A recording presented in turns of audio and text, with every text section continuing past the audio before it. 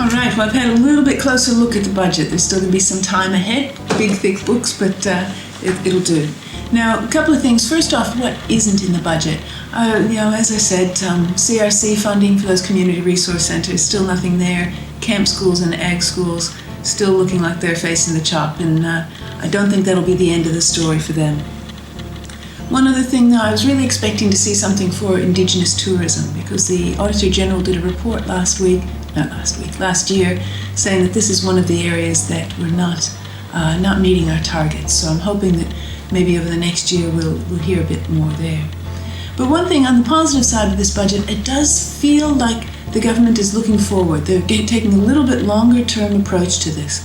One of the areas I can see happening is that they're putting some funds into an infrastructure advisory body to actually look at all the infrastructure projects around the state and work out which ones are actually necessary, which ones are priorities, and make sure that we're not investing in things that maybe we don't need to, because that's a big burden to have to pay off a couple of $100 million on something that you never needed in the first place.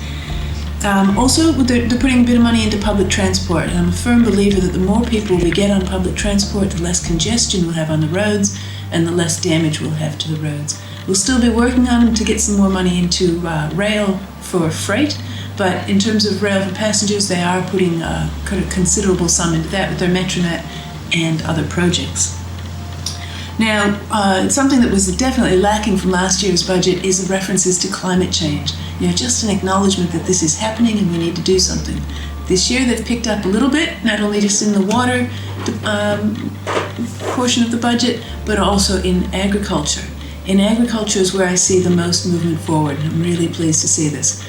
We've got acknowledgement of climate change and working out what farmers will need to do to manage these changes that are coming.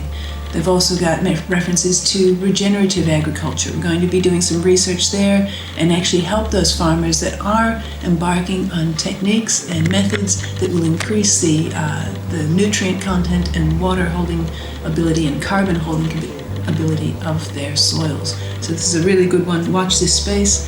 One other area for agriculture is grain research. We're going to be looking into other alternative grains that we could be growing and what's the best way to do it, to actually find the grains that we need to do to increase our export earnings and increase the productivity of our landscape.